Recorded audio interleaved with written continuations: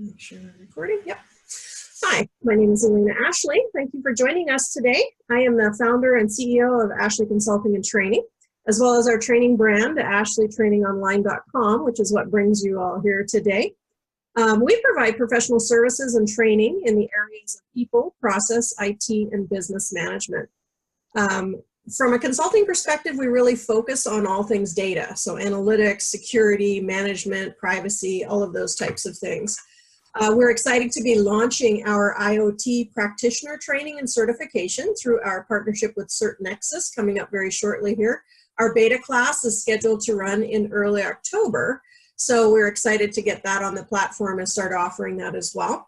And there'll be a component of data included with that, obviously.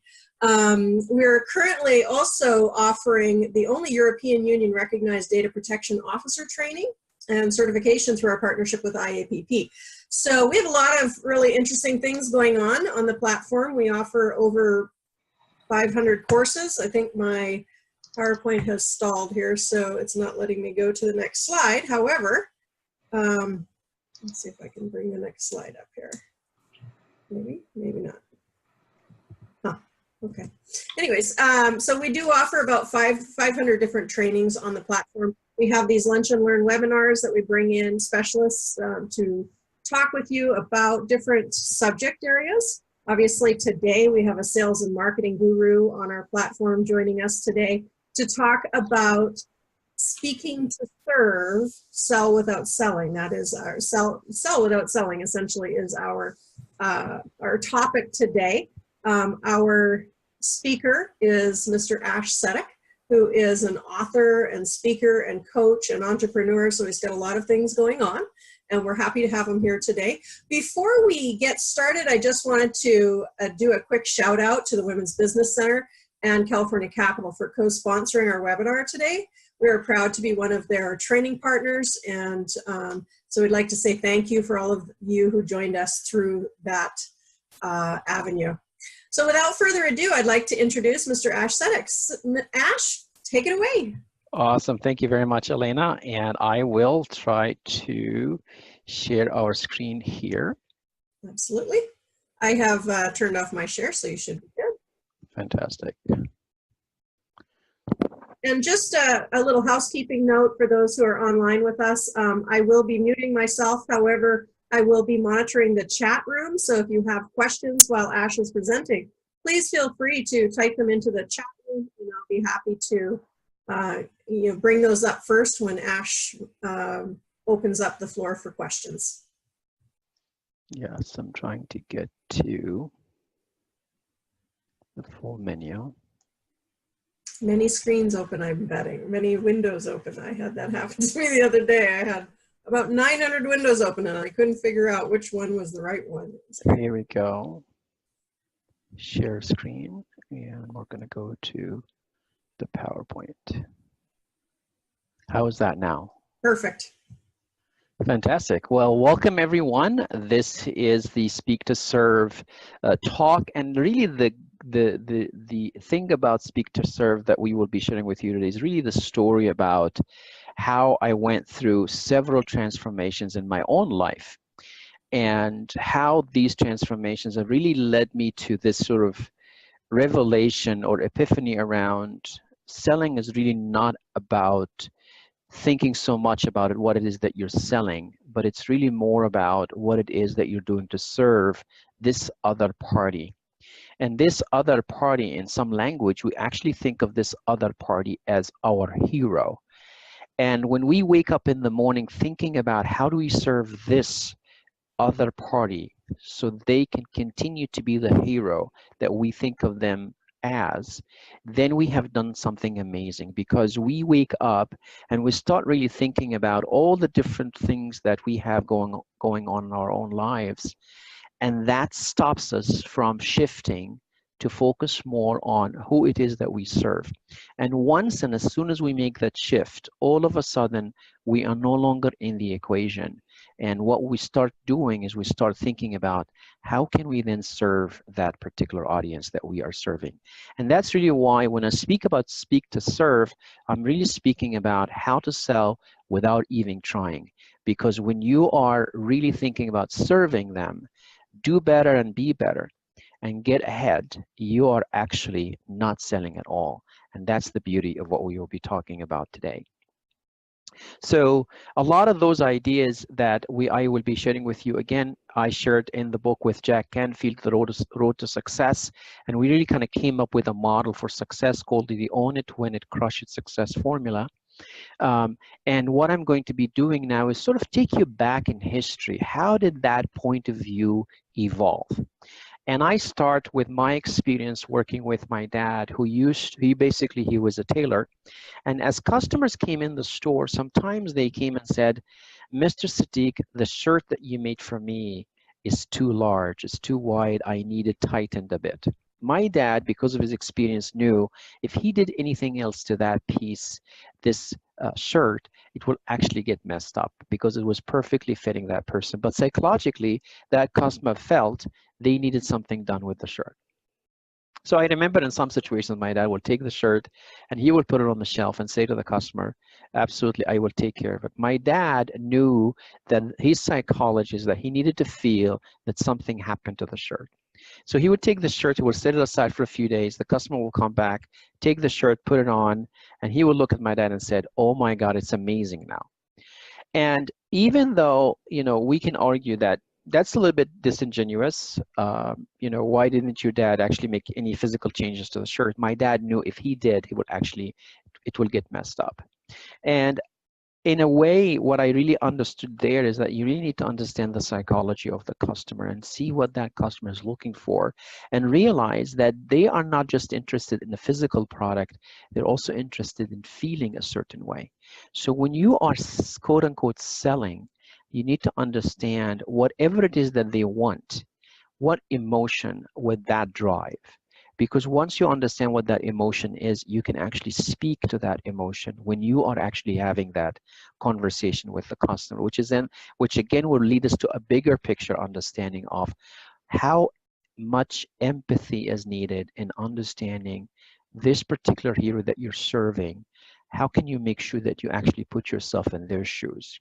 If you have a conversation where you're trying to position what you do for them without really understanding what their issues are and feeling what those issues are, really putting yourself in their shoes, that won't work. You're not going to be as successful. So the magic here is try to get into the psychology of your customer, and this will lead you to be able to do the speak to serve model. So that's piece one. The second piece, which was another pivotal moment, was working at the Japanese embassy in Cairo and seeing the different diplomatic associates, all these attaches, as we call them at the embassy.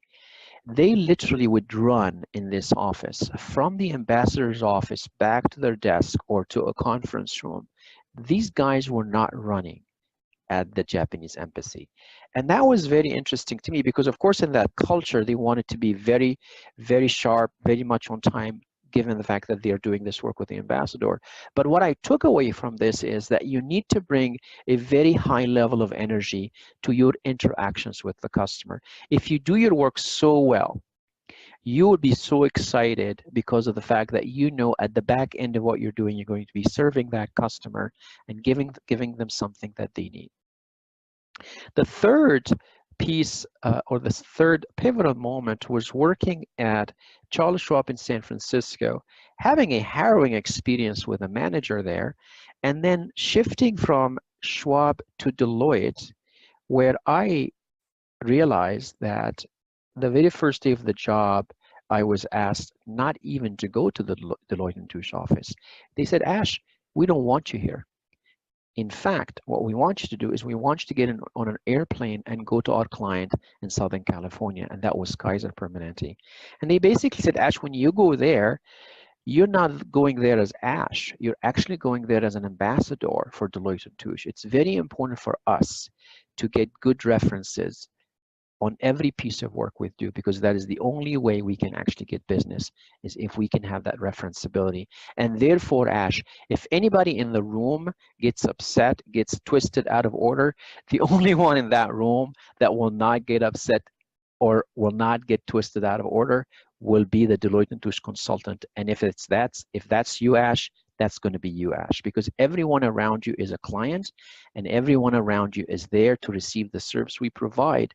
After all, we charge them very high fees for the services that we provide them.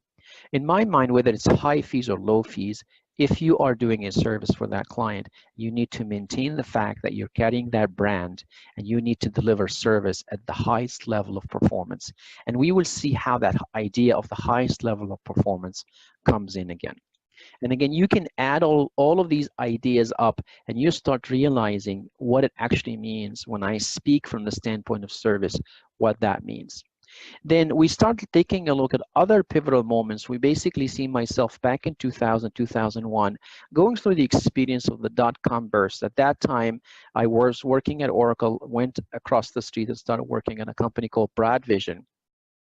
And then everything basically broke down. The dot-com burst happened.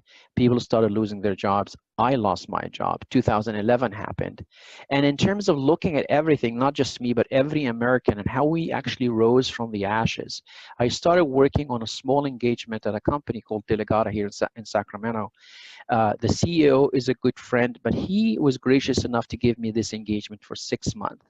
And I basically knew that this 6-month period will be over and then I will again be out of work. And I realized that Delegata at that time was hiring people. So I ended up shifting my mental model to start thinking, what is it that I could do in order for me to stay in business? And I saw that they were hiring software developers. So I ended up creating a business called Fremont Consulting, which at that moment really started by giving Delegata or helping Delegata find software developers. So I started getting into the recruiting business just by coincidence and by hapstance.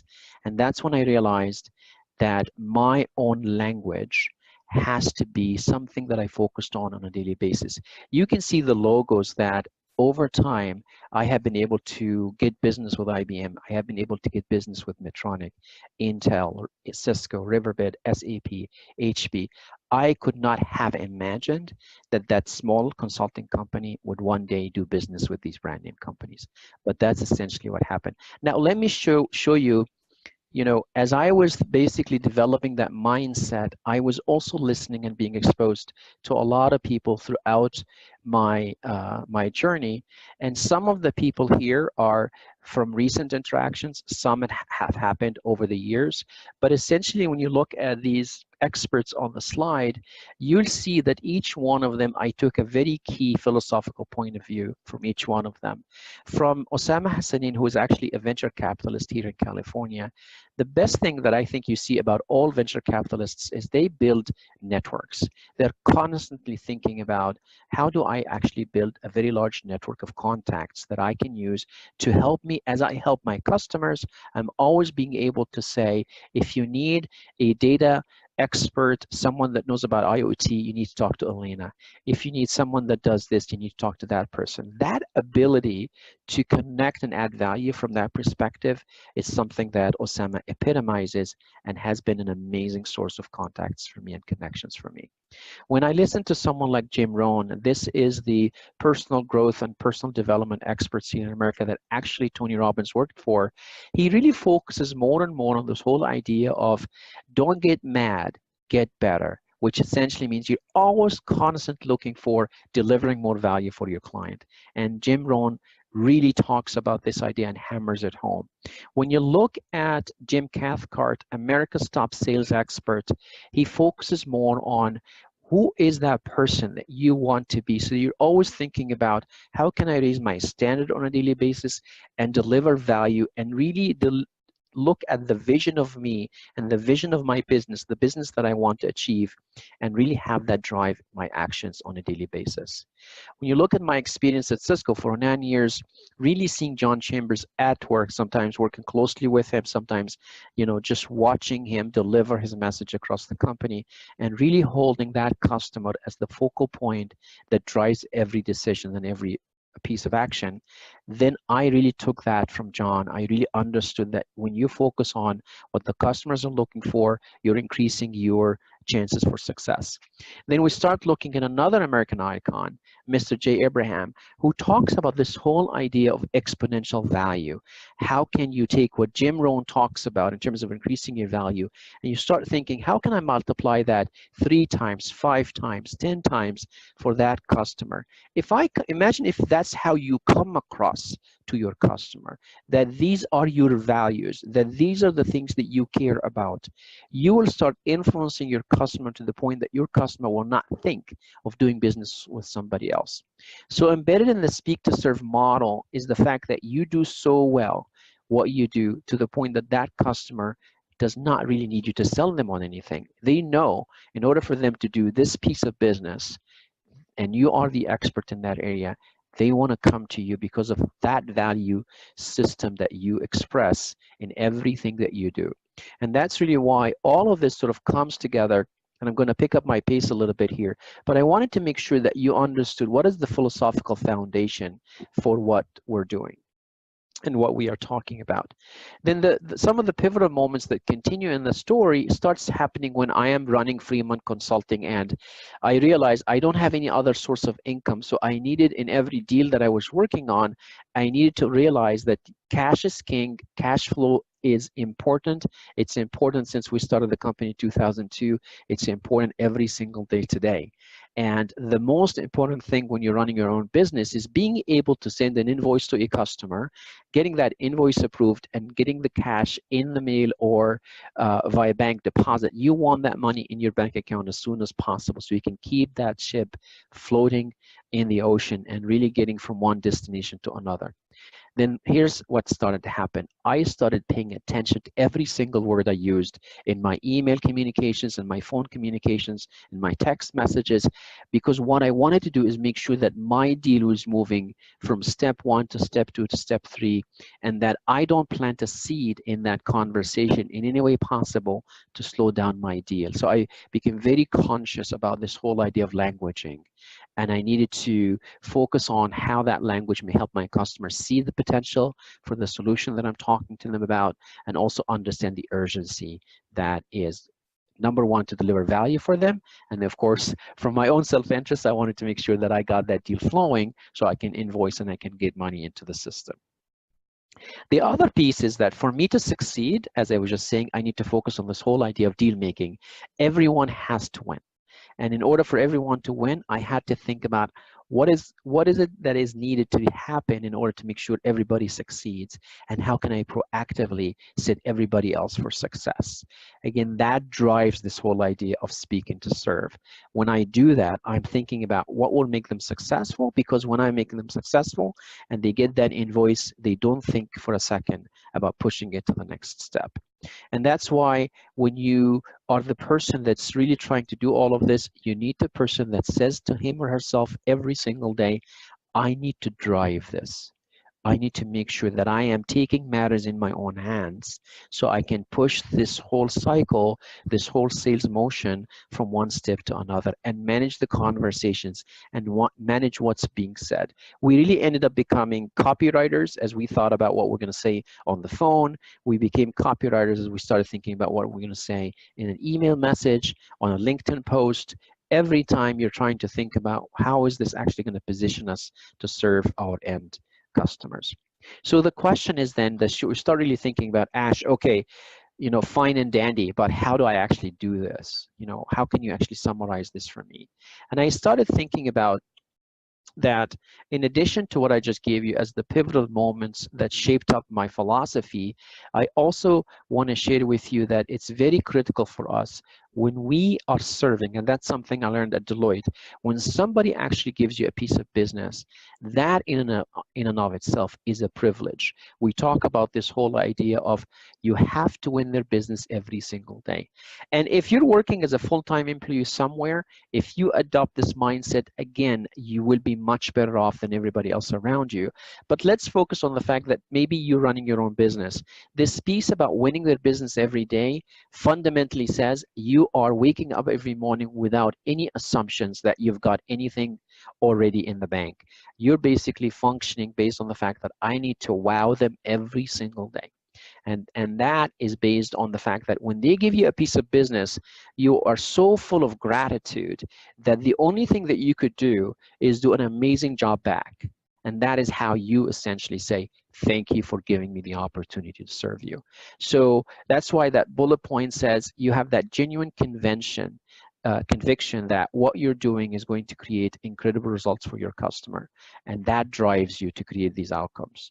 Then the second piece is to really come from a Zen place, and we start talking about the idea of it's not about you, it's about them. Most of the time, sometimes we basically say, I'm going to give this product to this customer. I'm not sure if they're going to like it. I'm not sure if they're going to like me, my work. What we need to come back to the whole idea of this is really more about them. And that means you need to be thinking about what their needs are. You need to be checking what those needs are. And once you're coming from that perspective, you're not thinking about yourself as much anymore. You're really focusing more about, we're doing this business together. It's a matter of time. I'm going to achieve the service that they're looking for, and I'm going to help them get the outcomes that they want to achieve. So those are also key points of view pieces, the gratitude piece, and coming from a Zen place where I don't get so much wrapped up in who I am and what I'm trying to accomplish.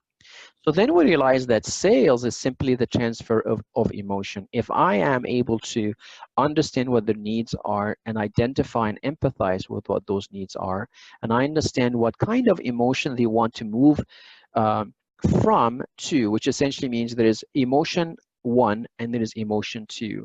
Let's say right now they have uncertainty and feeling of lack of clarity, and they don't feel that they can trust the system that they are using, and they want to get to a point where they feel secure, they have clarity, and they want to trust the system that they have. There's a gap between the two, and if you can help achieve that for them, you are essentially then helping transferring them from one emotion that they don't want to an emotion that they do want.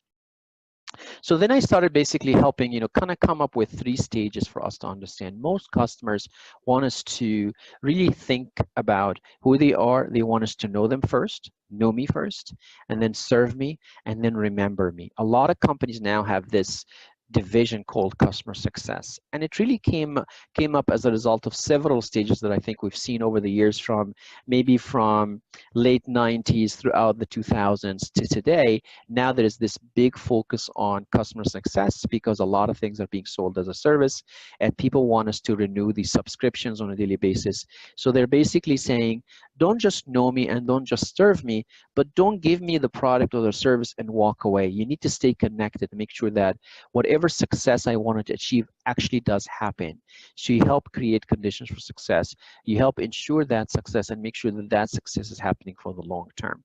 So when you look at the bottom of the slide, under know me, we basically have to look strategically at the solution. If I don't have the solution and somebody else does, I need to do what's best for my customer. This is essentially the whole idea of having their best interest in mind.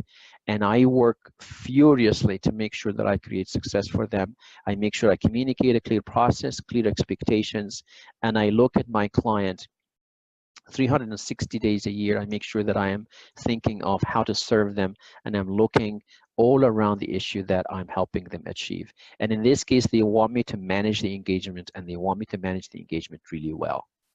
And lastly, as we talked before, the remember me is about how actually you end up creating what we call the delight me services experience for that customer. And that's how, if they do remember you, again, you don't have to sell hard anymore. And I think the issue for most of us, I go through this, you go through this, we basically then, if we are a solopreneur and we're working on one opportunity, we actually go get the work done, and no one is taking care of business development, no one is taking care of marketing, no one is taking care of sales. So then you finish this deal and you're like, now I need to shift back into this sort of salesy mode, and then you start getting aggressively and trying to sell hard, and you approach people on LinkedIn, and the first thing you're saying is, I'm selling X, Y, and Z. Do you want to buy one? And that cannot be the case. We cannot work this way. We need to think about the deal we're working on and how we can actually use this deal to get us other deals. You know, maybe it's customer referrals and so on. So I'm going to sort of take you on the double click here on the Know Me, how we're doing what we're doing, and definitely Elena will make sure you receive the recording as well as the slide deck. But essentially, as you think about the Know Me, how can you do some homework so that the customer gets a sense that you really are interested in their business, you really are interested in what they are trying to achieve. So all of this is very critical for us. At the very end, we come back and we talk to this customer. That shows this customer that we are actually looking at them very strategically. We're really delving into the details, and we are willing to learn more about the customer, and sometimes even invest our own time to learn about the customer so we are actually able to serve them even better. So this is very critical. Again, a lot of people just want to get to the sale and they don't want to invest the time. The serve me, we have to get deeper into that service component. We need to make sure that we communicate to them. Here's how it's going to work. Here's how this works. I learned this from Jim Cathcart. You need to communicate to the customer very simply without being salesy or anything like that. Here's how this is going to work, how long it's going to take, how much money it's going to cost, the fact that you're tapping into your own expertise to make sure that you're not learning you're not taking them as the guinea pig. You basically have your own center of excellence. You have a consulting process. You have a step-by-step process that you go through, and that you're also offering some guarantees. If they are not 100% satisfied with the work, you're willing to come in and take care of that. That's very, very important for us to continue to communicate that we stand behind whatever it is that we do. We're not just going to, do a fly-by shooting. We're actually going to stay on. And that's why that next piece about Remember Me is really more about us staying on.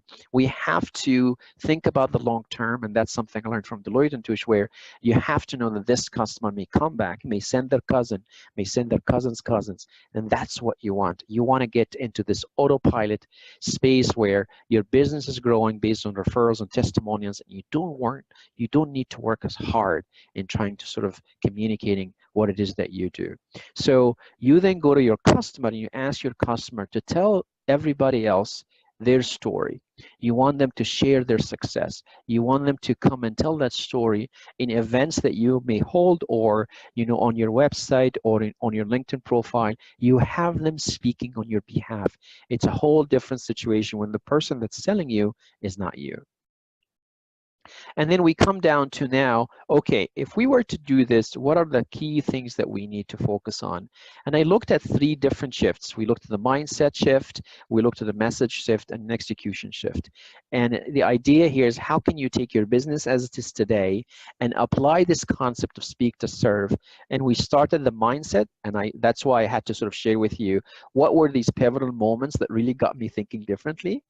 That's a piece that we need to focus on. Let's say if we're going to work with you on this, we'll start there and really try to have you spell out what are the foundational philosophies that are driving the way you talk on a daily basis, the way you send messages, the way you send emails, the way you have phone calls, because that's very critical. It's really dependent so much on these philosophies and how that ends up helping you developing the business or actually tripping you up in the way. And we start looking at the actual message itself that you are communicating. How can we take the message and understand what the customer is looking for, use that to fire us up so we can get excited about the solution that we are delivering, and we actually get excited about how we are going to deliver that solution. And I use those 3 words. I basically think about what is, which is where this customer is now. What if, which is basically we are envisioning what could possibly happen if we were to come into the mix and change the equation and deliver a solution that makes a big difference. And then what when, which is essentially about, imagine if we actually did those things. How would you feel as the customer? What would your organization be like? And you get excited with them, and you try to put so much verbal detail to that excitement, because then everybody would want that feeling that they are having about the potential to actually be the feeling they have about how things are when we actually deliver all those different things. And that leads us to the execution shift from delivery to customer engagement and customer success. Now, that's basically the evolution of the thought process. In the very beginning, we might be thinking of, we have this product and we're just going to give it to the customer. But we want to shift from there to we have an engagement that we need to manage so we can do a fantastic job for that customer. And then we need to stay on to ensure success does happen and we can capture the story of that success. And that's why on the far right, then we achieve the result, the outcomes have been achieved, and we all apply the multiplier. And the multipliers come out from the testimonials. We basically say, do you mind giving us a testimonial? Do you mind sharing this with your cousin? Do you mind telling the story? Do you mind coming to my conference and speaking about what we did for you?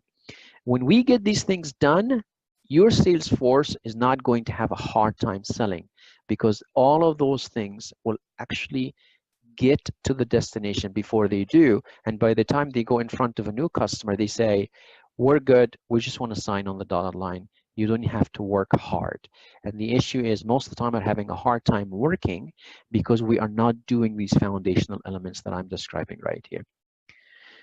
So with all of this in mind, you know, if I'm doing this with you as a coaching or a consulting engagement to help you really set your business up in a way that you will eventually be the kind of organization that speaks to serve, we will go through those 3 stages in that coaching process. We will go into the mindset shift aspect of things. We'll look at how, again, how you're communicating about your business. We'll actually build different pieces of content that you end up using on your website, on your LinkedIn profile, in your PowerPoint, in your emails, in your phone conversations, and also help you build what we are calling the go-to-market approaches that will also help you get to market sooner and also speed up your process of acquiring new business. And then we'll work with you on how can you actually give people a set of differentiated service offers that communicate the uniqueness of what you bring to the table, what's your unique branding, how do you build a center of excellence around your business so that when you go out and do a consulting engagement, whatever it is that you're doing for the customer, you're not inventing everything as you go. You're really following a methodical process that has a methodical set of activities with milestones, with deliverables, with timelines, with particular owners, and the customer knows that he or she is in good hands with you. And then the execution shift, again, as we just talked about, this idea of managing the engagement and really coming across as you are helping the client get rid of anything that is bothering them. You take it off their hands, you take it on, you do it, and you make sure those outcomes are achieved, and consciously thinking about capturing these stories so you can end up with the multipliers in your business. So we think about the service process, we think about the speak to serve, engagement tools and templates, how do you design work, how do you create the conditions for success, you know, how do you develop a vision, outcomes, and impact with that customer. So again, even before we start executing, we understand what the vision looks like at the very end of the day. So we come to the end of my overview, and these are different ways that I could work with people to help them do these things in their business. I know Elena has some of this content offered on her platform as a course, and we can also do this through a coaching process, mastermind coaching process, and so on. But you can see it's going to take time to get some of these things done. But in my mind, once you fundamentally shift the way you're thinking about it, it's going to make a big difference. And that's essentially the epiphany that I really came to over a number of years, to really understand that once you speak from a speak to serve mindset, it just changes how you do your work on it every single day. So Elena, back to you. Awesome. Thank you, Ash. As usual, very excellent advice for our listeners. I want to just put it out there to find out if anybody has any questions for starters. I know we have people that are also going to be listening after the fact, and they're going to be welcome to post questions on the YouTube channel. But in the meantime, for those that are here, I wanted to just check and see if there was any questions. So I'm going to put that in the chat as well. Yeah, you can turn your audio on and video and have a conversation. Absolutely. So I know we have, I was chatting a little bit with Ruby Vasquez, who is one of our participants today. And she mentioned that she is starting a new business Ruby, do you want to jump on for a minute and have a conversation with us? I would like to know a little bit more about the tax business that you are attempting to start up. Let's see if she comes on. I might be surprising her.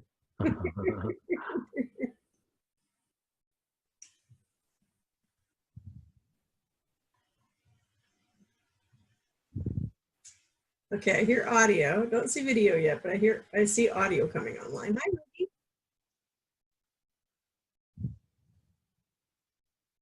There you are. Hello. Oh, we can't hear you. I think maybe your audio is not turned up enough, maybe.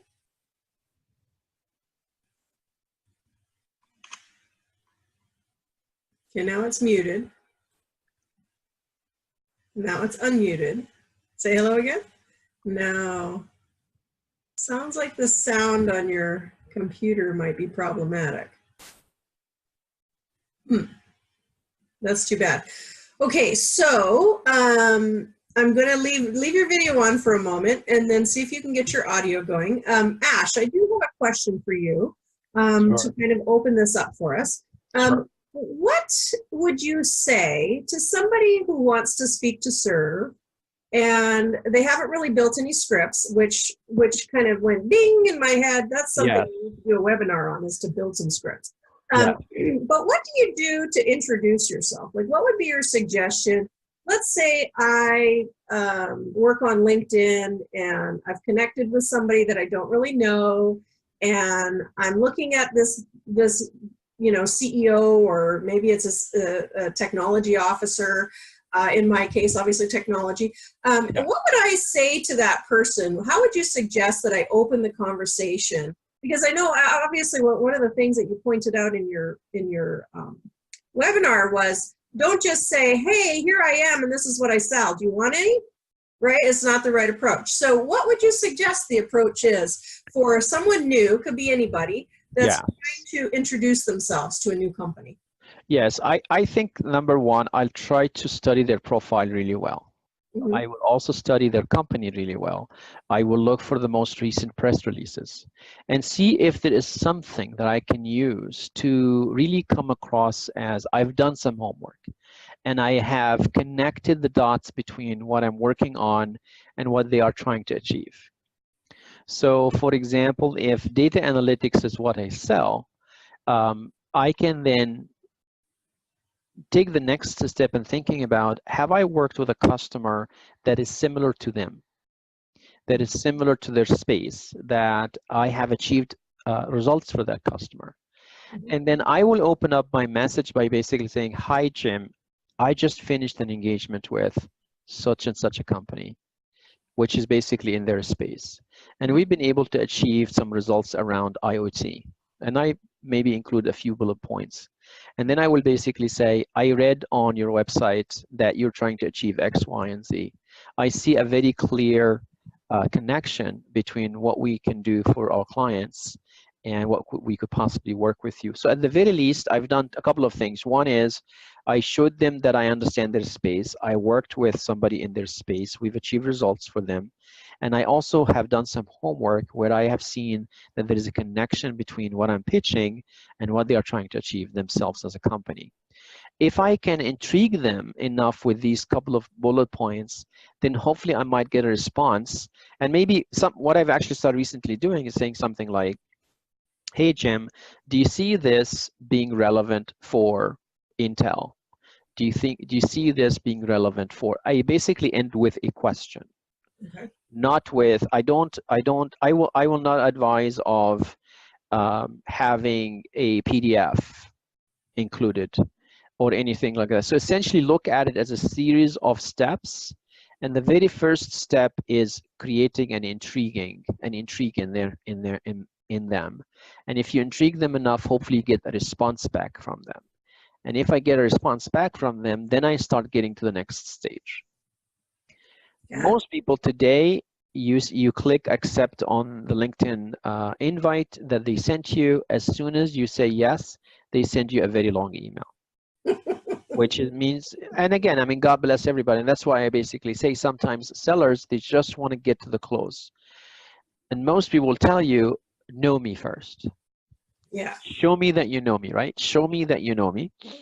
And if we can do some homework, and I've seen that when I've done some homework, it really paid off. I can go watch some of their videos on YouTube. I can go watch some of their posts on LinkedIn. I can pay enough attention to the CEO profile and read enough about all the different things that that he or she has in her profile. And if I can make some linkage between what we do and what they are doing, at the very least, I'm coming across as I did not cut and paste a generic message. So I think it's the generic message that kills for So the that's most some of part. those templates that are out there that companies are going around selling, especially marketing companies. I notice that's a big Yes. thing right now, is they're Yeah. trying to sell all these templates, whether it's for your mailing program or for, Yeah. emails or whatever it is. They're trying to sell templates. And I think that you're right. I think that, if I receive two similar messages from two different companies, which recently I've been getting bombarded in my email with, um, companies that are saying we can give you lists and lists and lists of leads, all Yeah. these companies and all their contact information for the buyers and blah blah blah, and Yeah. it's always the same message. And Right. I just kill them, just Ex- like as soon as they come in my mailbox they get swept away, because Exactly. there's a keyword pattern in that I can add to my rule that Exactly. sweeps them away right away. So I think you're right. The template thing is not a good thing. I think it Exactly. really has to be more suited to the specific company, whatever that Yeah. presentation is. Exactly. So imagine if you received an email that basically says, Elena, we looked at your consulting business and we were very, very pleased because we've been working with consulting companies for a while to help them expand and grow their business. And here are a couple of examples where we've actually taken this business from, $500,000 in revenue to 2.5. I'd love to get together on a call with you and share with you what we've done with ABC company and XYZ company and see if that would work for you. Right. Yeah. That's a much more poignant message, I think. That basically tells you I've chosen your space to focus on, I've chosen your kind of business to focus on, and I have actually achieved success. And I'd love to share with you how we've been able to achieve that success and see if there is a baby step for us to work on. Mm-hmm. What is a very initial step? What's a step zero? So I've started using that expression, baby step, maybe initial call where, but I think the idea of really saying, I know your space, I've done my homework, I achieved success. In my mind, that is beautiful. Right. Whereas you're basically saying you're pitching this, and I don't even know what size of business you focus on, what size of revenue you're expecting from that opportunity, then it becomes really not that much fun, because then you're afraid, would I actually be the kind of business they work with? Am I the size of business that can afford them or Right. not? And they're not giving you any indication. So then in that case, they don't know enough about you to start. Exactly. And that, I think, step zero is showing you that they have done some homework to get to know you. Right. Yeah. That makes complete sense. You know? Awesome. Yeah. All right, good. Well, I think that you've provided some great insight today, Ash. As usual, I find that our webinars are always very informative, and we provide good value, I think, for those that are listening in on us. I want to take a moment to just share a couple of things. So if you Sure. can stop sharing for a moment, that'd be Sure. fantastic. Thank you, Elena.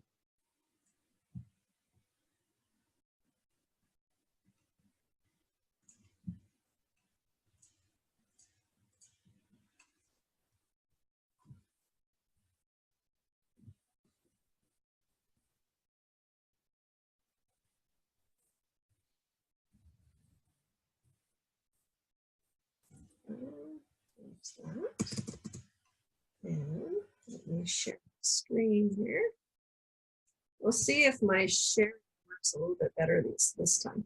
Can you see a slide deck that has a bunch of QWERTY codes on it right now? Yes. Yes, Awesome. I can. Okay. So what I've done is I've brought up on the screen our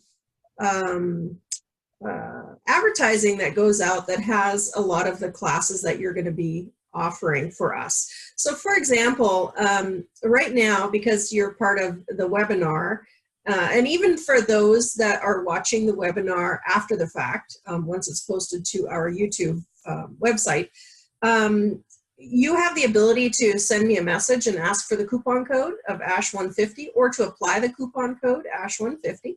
And that will that'll give you a discount at the time if you plan on taking more classes. So as Ash mentioned, there's a couple of different ways you can interact with us. You can do private coaching with Ash, or you can even just come in if you can't quite get enough of Ash's teachings. Then he's teaching a couple of courses with us. One is Selling Smarter, just coming up next week. And that Selling Smarter workshop builds on all of the principles that we've talked about today. And so it kind of starts to build you within that blueprint some of the things that you can apply to your business. So you'll be learning and building for your business at the same time. And then the second one is a marketing and sales workshop. And this one is towards the end of the month.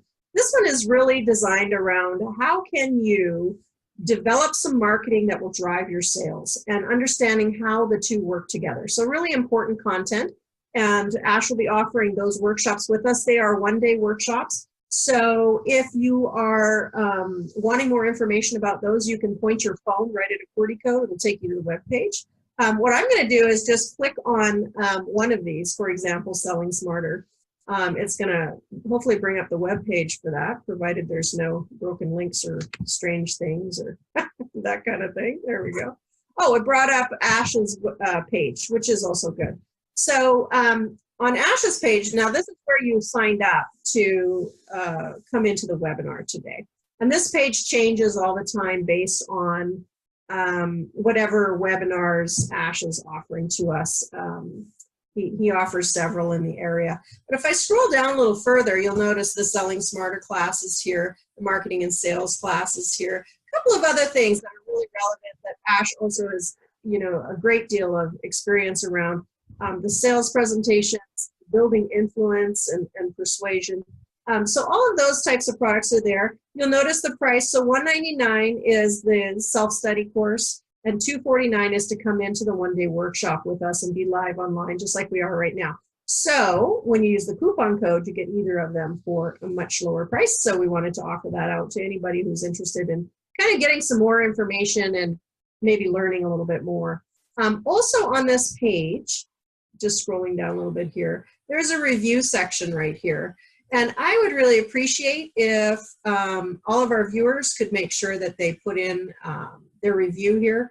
It is important for us to understand, how you liked the course and how it helped you. So you can put, any of those types of comments in there, and of course give them a star rating.